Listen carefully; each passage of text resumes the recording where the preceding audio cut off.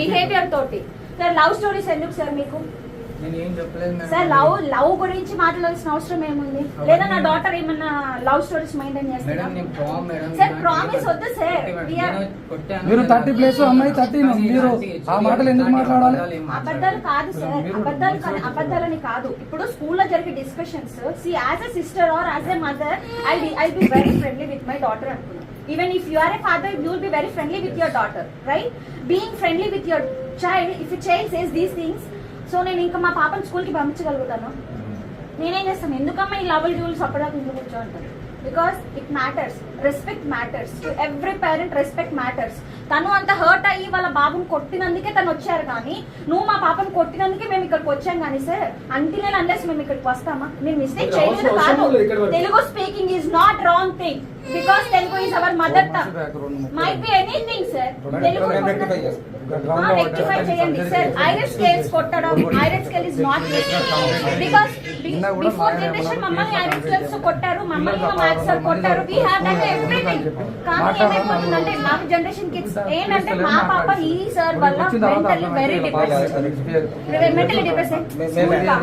Parent బాధ అర్థమవుతుందా sir మీకు? చదవడం వద్దు. Only because of this useless fellow. ఇక్కడే సార్ ఆయన ఎక్కడ చదువు చెప్పడానికి కూడా అర్హుడు కాదు. నేను సార్ ఏమనుకోనంటే ఒక మాట, వాడు బర్రెగా సమయానికి వస్తాడు, బర్రెని అయితే కొట్టనీకి వస్తాడు, పిల్లల్ని కొట్టొద్దు. అర్థమైందా సార్? బెటర్ గో టు అదేంటి మన డైరీ ఫామ్ పెట్టుకో.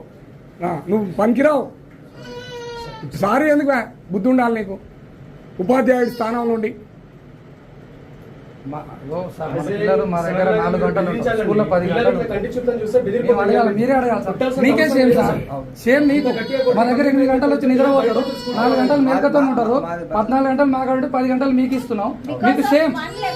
మాకు కాదు సార్. మా అబ్బాయి సార్, మా అబ్బాయి మీ అబ్బాయి చెప్పండి. ఈవినింగ్ వస్తే 4 అవర్స్ ఉంటారు, మళ్ళీ 2 అవర్స్ ట్యూషన్, మళ్ళీ పడుకుంటారు. వచ్చి తిన్నారా పడుకో అంటే తినే దగ్గర ఒక హాఫ్ అన్ అవర్, గంట 2 గంటలు, పొద్దున 2 గంటలు మాతో ఉండేది పిల్లలు.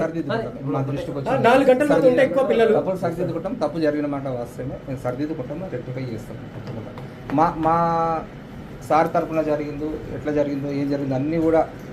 So whatever you give parent complaint to your parents, they'll come and ask, and we have to ask you, sir. See, even if it's your daughter, will you accept it?